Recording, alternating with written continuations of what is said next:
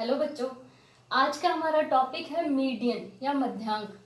इससे पहले के वीडियो में हमने मीन या मध्यमान के बारे में पढ़ा था। मध्यमान से पहले हमने कितने तरीके के डेटा होते हैं, कितने तरीके की सीरीज होती है, वो सारा हमने पढ़ लिया है। लेकिन फिर भी आपको बार बार रिवीजन करना है और इस वीडियो में भी मैं आपको बार बार वही चीज़ें रिवीजन करवाऊंगी, वही चीज़ें क्लियर करूंगी। तो सबसे पहले अपन ये समझ लेते हैं कि मीडियन क्या होता है या मध्यांक क्या है। जैसा कि इसके नाम से पता लग रहा है, मध्यांक, मध्य का अंक। तो एक बार इसके मीनिंग को समझ लेते हैं।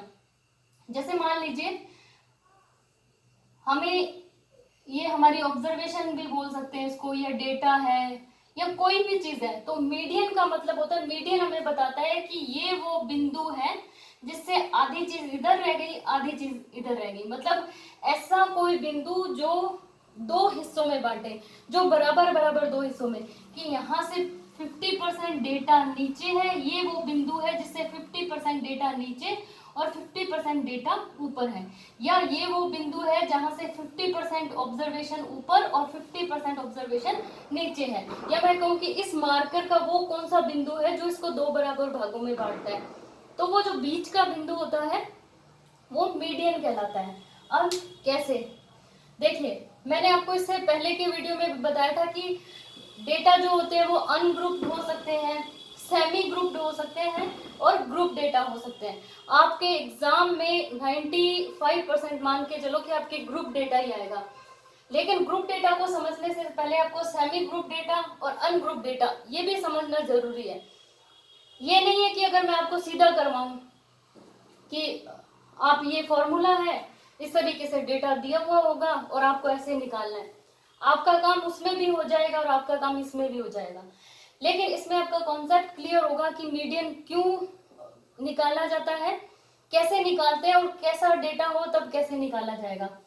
बिल्कुल सिंपल अनग्रुप डेटा दे रखा हूं मैंने। पहले की वीडियो में ungroup data, semi group data और ग्रुप डेटा के बारे में बताया था, लेकिन अभी हम थोड़ा सा रिवाइज कर लेते हैं। अनग्रुप डेटा का मतलब जो अव्यवस्थित है, व्यवस्थित नहीं है, जिसको हमने अच्छे से मतलब एक तरीके से सामान अरेंज करके रखते हैं, वैसे हमने डेटा को अरेंज करके नहीं रखा। हमारे पास जितने थे वो जैसे हमारे डेटा मिले हमने वैसे उसको रख लिया। जैसे मान लीजिए मेरी क्लास में 100 स्टूडेंट है, 100 स्टूडेंट के मैंने मार्क्स लिख लिए। किसी के 100 का आपका पेपर हुआ और मैंने 100 के पेपर में से इन 100 बच्चों के मार्क्स लिख लिए। किसी के 50, किसी के 51, किसी के 10, किसी के 12, उल्टे पुल्टे जैसे थे वैसे लिख लिए। अब 100 का यहाँ तो नहीं आ सकता, या 500 बच्चे हो क्लास में, तब हमें क्या करना होता है, अनग्रुप डेटा वहां तक ठीक है जहां पर हमारे पास 4 या 5 स्टूडेंट है, 10 है, 20 है, 20 का भी अपन लिख लेंगे। लेकिन इससे ज्यादा जब स्टूडेंट होते हैं तब हमें अनग्रुप डेटा सही नहीं रहता, क्योंकि हमारे पास जगह बहुत, 500 बच्चे हैं, 500 बच्चों को आप एक पेज पे अगर हम लिखने लग जाएंगे एक एक बच्चे का, तो ये पॉसिबल नहीं है। तो सेमी ग्रुप डेटा का क्या मतलब होता है, जब हम उन डेटा को थोड़ा सा व्यवस्थित करके रख देते हैं। और ग्रुप डेटा का मतलब हमने बहुत अच्छी तरीके से व्यवस्थित करके रख दिया। जैसे एक कमरे में सामान है, हमने एक कमरे में सामान को लाके यूं ही पटक दिया, ना तो उसमें देखने वाले को पता लगेगा और ना ही अगर हम कुछ ढूंढना चाहते हैं तो हम ढूंढ सकते हैं कि कौन सी चीज कहाँ पर रखी हुई है। फिर हमने एक काम किया कि थोड़ा थोड़ा चीजों को इकट्ठा करके रख दिया कि ये वाली चीजें यहाँ पड़ी है, ये इससे रिलेटेड सामान यहाँ पड़ा है, खाने पीने से रिलेटेड सामान आपको यहाँ मिलेगा, कपड़ों से रिलेटेड सामान आपको यहाँ मिलेगा, स्टडी मटेरियल आपको यहाँ मिलेगा। ये हुआ सेमी ग्रुप। और ग्रुप में आप हम क्या करते हैं बिल्कुल अच्छे से कि ये आपकी बुक्स अगर ये हैं तो ये इस ईयर की हैं, ये बुक्स है तो इस ईयर की, ये नोट्स है तो ये कपड़े आपके ये हैं, ये है, मतलब बहुत अच्छे से जहाँ हमें देखते ही पता लग जाए कि सामान कहाँ पर पड़ा है। तो सेमी ग्रुप का मतलब होता है कि मान लीजिए ये 100 बच्चों के मार्क्स थे, उनमें से 21 नंबर दो लोगों के आए, थोड़ा सा रेंज हो गया, 15 नंबर 6। अब मैं 15, एक बार 15 यहाँ आ रहा है, एक यहाँ पर बच्चे क्या रहे हैं, एक यहाँ पर बच्चे क्या रहे हैं, तो यहाँ पर देखते ही हमें पता लग रहा है कि 15 नंबर लाने वाले 6 बच्चे हैं, 12 नंबर लाने वाले, इनको हमने क्या किया, आवर्ती में कन्वर्ट कर लिया। इससे पहले मैंने आपको बताया था फ्रीक्वेंसी का मतलब होता है कितनी बार वो अंक आया है। अब हमें पता लग गया 2 बार 21 आया, 6 बार 15 आया, 7 बार 12 आया, 3 बार 7 आया। हालांकि हम बहुत डिटेल में बहुत पहले की क्लास में ये कर चुके हैं, लेकिन फिर भी अगर आप यहाँ से भी वीडियो देखना स्टार्ट करेंगे तो आपको कोई प्रॉब्लम नहीं आएगी। फिर हमने क्या किया, ग्रुप डेटा में हमने क्या किया, मान लीजिए 21 नंबर 2 बच्चों के आए, फिर 23 नंबर 5 बच्चों के आए। अब हम 21, 23 और फिर 24 नंबर भी रिपीट हुए हैं, 25 भी रिपीट हुआ है, 26 भी रिपीट हुआ है, 27 भी एक आधे बच्चे का आया है, 28 भी आया है। अब इसकी जगह पे हम इसको थोड़ा सा और व्यवस्थित कर सकते हैं। मान लीजिए कि हम इसको ये कर लें कि 20 से 30 मार्क्स के बीच जिनके मार्क्स आए उनकी फ्रीक्वेंसी को हम यहाँ लिखेंगे। अब इसमें 20 भी इंक्लूड हो गया, 21, 23, 24, 25 सारे आ गए। अब इस पूरे वर्ग अंतराल में जितने बच्चों के आए होंगे, मान लो 10 आए हैं, तो हमने क्या किया, इसको और भी व्यवस्थित कर दिया।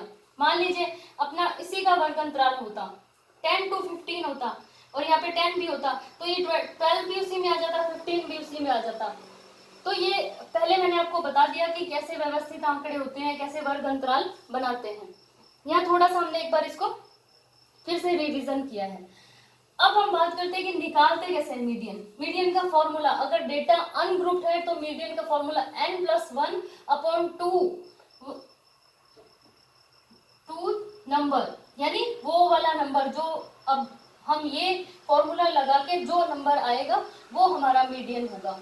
और सेमी ग्रुप है तो L+N/2 - CF/F, ये हमारा फॉर्मूला होगा। और ग्रुप डेटा में सर इसके साथ आई जुड़ जाएगा। आई का मतलब क्लास इंटरवल। यहाँ पर हमने आई क्यों नहीं यूज किया, क्योंकि यहाँ पर हमारे पास क्लास इंटरवल नहीं है, तो यहाँ पर क्लास इंटरवल भी ऐड हो जाएगा। इतना ही फॉर्मूले में फर्क है, ये और ये सेम रहेगा। इससे पहले के वीडियो में मैंने आपको ये भी बताया था कि यहाँ पर आप CF/N/2 - CF की जगह पे आप FB भी यूज कर सकते हैं, और नीचे सीधा F है उसकी जगह पे आप FW भी यूज कर सकते हैं। 2-3 तरीके के फॉर्मूले मिलेंगे, लेकिन सबसे इजी जो फॉर्मूला होगा वो ये वाला होगा। उस पहले के वीडियो में मैंने 2 फॉर्मूले बताए, वो दोनों, ये वाला अलग है उससे, तो ये सबसे इजी रहेगा, क्योंकि N/2 आप याद रख सकते हो, CF क्योंकि यहाँ पर हम CF निकालेंगे इसलिए, और F यहाँ पर दे रखा है, तो ये वाला फॉर्मूला आपके लिए सबसे अच्छा रहेगा। बाकी आपको तीनों में से जो अच्छे तरीके से या आसानी से याद रख सके आप वो वाला फॉर्मूला यूज कर सकते हैं। अब देखो इसको क्या करना होता है। सबसे पहला काम हमें क्या करना है, जो डेटा दे रखे हैं उन्हें हमें क्रम से लगाना है। क्रम से लगाने का मतलब पहले 4 लिखेंगे, फिर 5 लिखेंगे, फिर 8, फिर 10 और 12। अब हम फॉर्मूला लगा देंगे, मीडियन = N+1/2 नंबर। अब क्या करना है, हमें देखना है n का मतलब होता है नंबर ऑफ ऑब्जर्वेशन, कितने हैं ये, तो हमने 1 2 3 4 5, अब हमने 5 + 1/2, ठीक है, ये 6 हो गया, 6/2 3, मतलब 3, ये आपका मीडियन 3 नहीं आया, तीसरा नंबर, थर्ड नंबर जो आपका है वो आपका मीडियन है, तो फर्स्ट, सेकंड और थर्ड, इसका मतलब 8 नंबर आपका मीडियन है। उससे आधे डेटा इधर रह गए और आधे डेटा इधर रह गए। ये तो छोटा सा एग्जांपल इसलिए रहे हैं ताकि आसानी से समझ में आ जाए। अब मीडियन की क्या विशेषता होती है, यहाँ पर अगर आपका 12 की जगह अगले पिछले मार्क्स जो आपके थोड़े बहुत चेंज होते रहते हैं उनसे कोई फर्क नहीं पड़ता। 12 की जगह 14 होता तो भी मीडियन 8 ही आता, 4 की जगह 3 होता तो भी मीडियन यही आता। मतलब इधर के और इधर के मार्क्स में अगर थोड़ा बहुत परिवर्तन होता है तो मीडियन में कोई फर्क नहीं पड़ता, बल्कि मीन में फर्क पड़ता है, क्योंकि मीन में हम क्या करते हैं, इन सबको जोड़ के, अगर इसकी जगह इसी का मीन निकालना होता तो हम क्या करते, 4 + 8 + 10 + 5 + 12 करके, और इसको कितने हैं ये 5 से डिवाइड कर देते, ठीक है। तो ये मीन और मीडियन में ये फर्क है। और यहाँ तक करके आपको सवाल नहीं छोड़ना कि 3 मीडियन आ गया। मीडियन का मतलब है थर्ड नंबर पे जो बैठा है वो मीडियन है, थर्ड नंबर पे 8 है तो 8 मीडियन है, ठीक है। इसी तरीके से सेमी ग्रुप कैसे करेंगे, सेमी ग्रुप डेटा में हमें सबसे पहले CF, अब ये आपको नई चीज सीखनी पड़ेगी, क्यूमुलेटिव फ्रीक्वेंसी, ये संचयी आवृत्ति। संचयी आवृत्ति का मतलब होता है, अगर ग्राफ पे हम समझे तो संचयी आवृत्ति का मतलब होता है जहां पर आपके जितने भी प्राप्तांक आए हैं उसके बाद जो भी प्राप्तांक आएगा वो ऐड होगा उसमें। तो इसका क्या होता है, जैसे मान लीजिए आपके पहले टेस्ट में 5 नंबर आए, दूसरे टेस्ट में आपके 7 मार्क्स आए, तीसरे टेस्ट में आपके 0 नंबर आ गए। तो ये जो आपका ग्राफ है वो नीचे नहीं आएगा बल्कि कांस्टेंट रहेगा। मतलब 7 में अगर हम 0 भी ऐड करेंगे तो भी आपका 0 नहीं होगा बल्कि 7 ही रहेगा। फिर अगले टेस्ट में आपके फिर 0 आए तो भी आपका जो मार्क्स है वो 7 ही रहेंगे।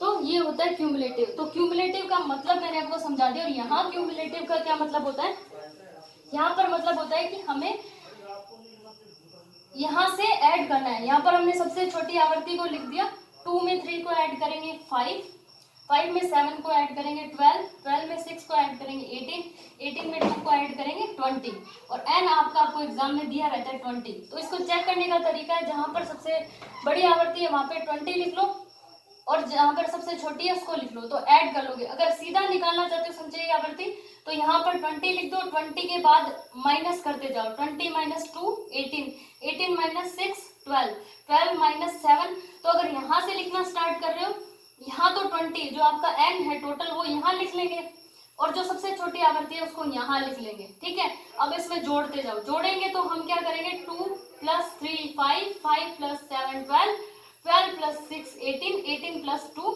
20। इसका मतलब हमने जो संचयी आवृत्ति निकाली है वो बिल्कुल सही निकाली है। ये मैंने बताया आपको संचयी आवृत्ति कैसे निकालते हैं। अब यहाँ पर हम मीडियन कैसे निकालेंगे, देखो इस फॉर्मूले में सबसे पहले आपके पास n आपको पता है, इसके अलावा आपको कुछ भी नहीं पता। तो हम सबसे पहले n अपॉन 2 कर लेंगे। n हमारे पास 20 है, 2 किया तो ये क्या आ गया 10। अब हमें संचयी आवृत्ति में देखना होता है कि 10 हमारा कहाँ पर आ रहा है। संचयी आवृत्ति में कैसे देखेंगे, 2 के बाद 5, 5 के बाद 12 है, इसका मतलब यहाँ पर हमारा क्या आएगा, n अपॉन 2 आएगा। दूसरा तरीका यहाँ से देखो, फ्रीक्वेंसी को जोड़ के भी दे सकते हैं, 3 प्लस 2 5, 5 प्लस 7 12, इसका मतलब 10 यही कहीं आएगा। तो ये वाला हमारा पूरा जो होगा ये हमारा n अपॉन 2 होगा। ठीक है, n अपॉन 2 यहाँ पर कहीं आएगा। ठीक है, तो अब क्या करेंगे, अब हम इसको फॉर्मूले में रख सकते हैं n। अब n का मतलब बताते हैं पहले, तो n/2 हमारा यहाँ कहीं आएगा। CF का मतलब होता है उससे जस्ट छोटी संचयी आवृत्ति, तो इससे जस्ट पहले की संचयी आवृत्ति कितनी है 5। या दूसरा तरीका ये हो सकता है कि यहाँ पर देखो, यानी इससे जस्ट नीचे की आवृत्तियां कितनी है 3 to 5, वो सेम रहेगा, भले इसको देख लो या इसको देख लो। तो हम यहाँ पर थोड़ा सा कंफ्यूजन होता है, तो हम क्या करते हैं, जस्ट नीचे की आवृत्ति को ले लेते हैं CF की जगह, और फ्रीक्वेंसी का मतलब होता है जस्ट सामने की उसी वर्ग की आवृत्ति, तो वो 7 है। अब इसको फॉर्मूले में रख देंगे। L का मतलब होता है ये जो हमारा प्राप्तांक है या जो क्लास इंटरवल है या जो प्राप्तांक है या x है उसकी निम्नतम सीमा, और निम्नतम सीमा का मतलब होता है 0.50 हमें कम करना होता है। इसका मतलब होता है 12 की निम्नतम सीमा कितनी है 11.5, और इसकी उच्चतम सीमा कितनी है, या इसकी हायर जो लिमिट है वो कितनी है 12.50, क्योंकि ये 11.50 से लेकर 12.50 तक ये 12 है, उसके बाद ये क्या आ जाएगा 13। तो किसी भी डिजिट की लोअर लिमिट 0.50 कम करनी होती है और अपर लिमिट 0.50 ऐड करनी होती है। तो इसकी lower limit 11.50 plus n upon 2 10 minus 5 upon f कितना है फ्रीक्वेंसी, यानी CF का मतलब इससे जस्ट पहले की आवृत्ति और f का मतलब इसके सामने की आवृत्ति। ठीक है, ये हो गया 11.50 प्लस 10 माइनस 5 अपॉन 7। अब 11.50 7 में 5 को हम 7 से डिवाइड करेंगे तो आपका जो भी आएगा ये वो आपका क्या होगा 0.7 कुछ आएगा, तो ये आपका मीडियन होगा। तो इस तरीके से आप सेमी ग्रुप डेटा जब दिया हुआ होगा तो आपको इस तरीके से मीडियन निकालना है। अब ये आपके एग्जाम में नहीं आएगा, लेकिन आपके एग्जाम में ग्रुप डेटा से आएगा, उससे पहले आपको ये समझना जरूरी है। तो आगे के वीडियो में हम ग्रुप डेटा से निकालेंगे मीडियन कैसे निकाला जाता है ये देखेंगे, लेकिन उससे पहले आपको ये छोटी से छोटी चीज समझनी जरूरी है। अगर इसमें आपको क्लियर नहीं हुआ तो ग्रुप डेटा में आपको क्लियर हो जाएगा। Thank you.